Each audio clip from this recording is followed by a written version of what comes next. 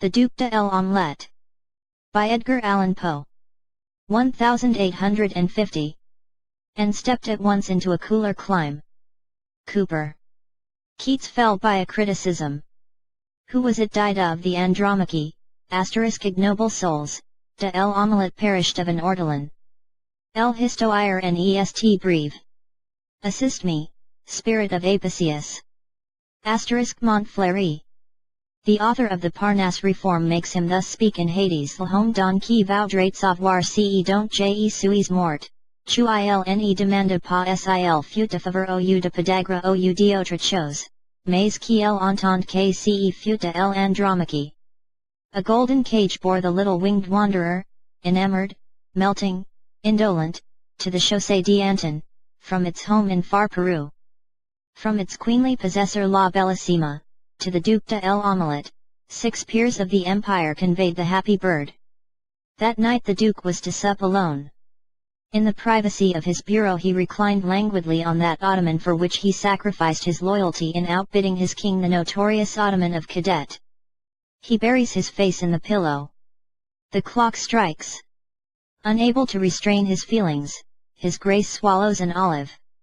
At this moment the door gently opens to the sound of soft music, and lo! The most delicate of birds is before the most enamored of men. But what inexpressible dismay now overshadows the countenance of the Duke? Horreur, Chien, Baptiste, Loiseau. Ah, bon Dieu! Cet oiseau modeste que tu es déshabillé de ses plumes, et que tu es servi sans papier. It is superfluous to say more. The Duke expired in a paroxysm of disgust. Ha! Ha! Ha! Said his grace on the 3rd day after his decease. He, replied the devil faintly, drawing himself up with an air of hauteur. Why, surely you are not serious, retorted de l'Omelette. I have sinned c'est vrai, but, my good sir, consider, you have no actual intention of putting such barbarous threats into execution. No what? Said his majesty. Come, sir, strip. Strip, indeed. Very pretty, I faith. No, sir, I shall not strip. Who are you, pray? That I, Duc de l'Omelette, Prince de Foie Gras, just come of age, author of the Mazurkiad, and member of the Academy, should divest myself at your bidding of the sweetest pantaloons ever made by Bourdon, the daintiest robe de chamber ever put together by Rambert, to say nothing of the taking my hair out of paper, not to mention the trouble I should have in drawing off my gloves. Who am I? Ah, true. I am Beelzebub, Prince of the Fly. I took thee, just now, from a rosewood coffin inlaid with ivory. Thou wast curiously scented, and labelled as per invoice. Belial sent thee my inspector of cemeteries. The pantaloons, which thou sayest were made by Bourdon, are an excellent pair of linen drawers, and thy robe de chamber is a shroud of no scanty dimensions. Sir, replied the Duke, I am not to be insulted with impunity, sir. I shall take the earliest opportunity of avenging this insult, sir. You shall hear from me. In the meantime, au revoir. And the Duke was bowing himself out of the satanic presence, when he was interrupted and brought back by a gentleman in waiting.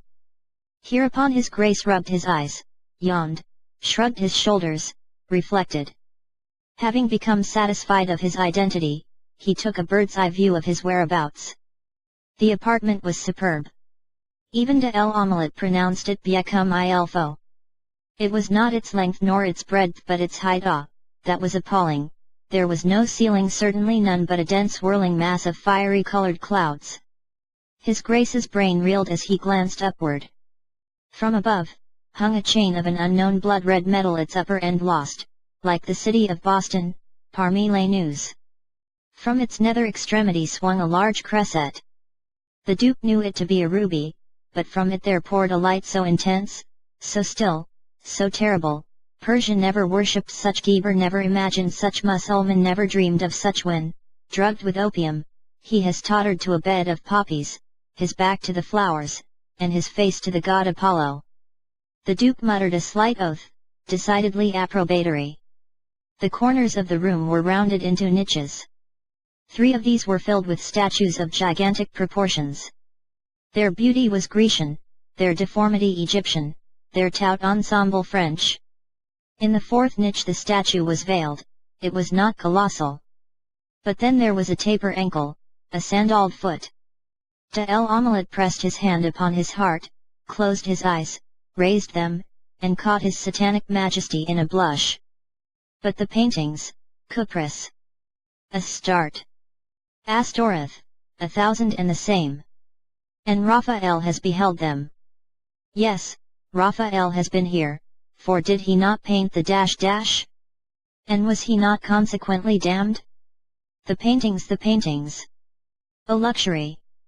O love, who, gazing on those forbidden beauties, shall have eyes for the dainty devices of the golden frames that besprinkled, like stars, the hyacinth and the porphyry walls.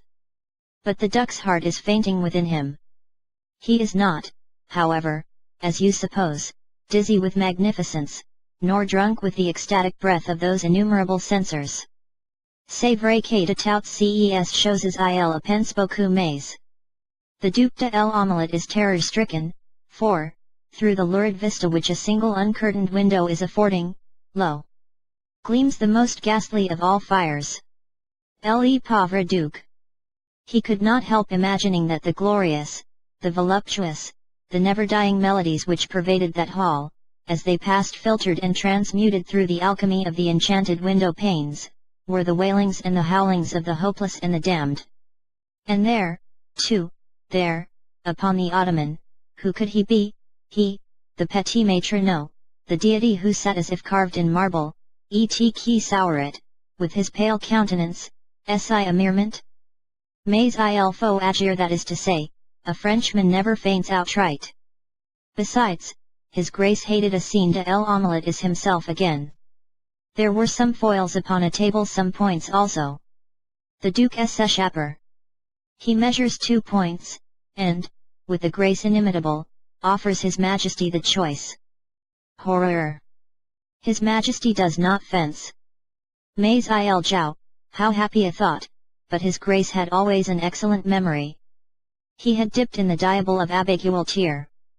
Therein it is said que le diable n'ose pas refuser un jeu d'écarté. But the chances. True desperate, but scarcely more desperate than the Duke. Besides, was he not in the secret? Had he not schemed over Père Le Brun? Was he not a member of the Club Vington? Sije perds, said he, je serai 2 fois perdu, I shall be doubly damned voilà tout. Here his grace shrugged his shoulders. Sije gagne, je reviendrai à mes ortolans que les cartes soient prépares. His grace was all care, all attention, His Majesty all confidence. A spectator would have thought of Francis and Charles. His grace thought of his game. His Majesty did not think, he shuffled. The Duke cut. The cards were dealt. The trump is turned, it is the king. No, it was the queen. His Majesty cursed her masculine habiliments. De l'Omelette placed his hand upon his heart. They play. The Duke counts. The hand is out. His Majesty counts heavily, smiles, and is taking wine. The Duke slips a card. C'est-vous affaire, said His Majesty, cutting. His Grace bowed, dealt, and arose from the table and presented LEROI. His Majesty looked chagrined. Had Alexander not been Alexander, he would have been Diogenes, and the Duke assured his antagonist in taking leave, KSILNU de l'Omelette il n'aurait point d'objection d'être le diable. The end.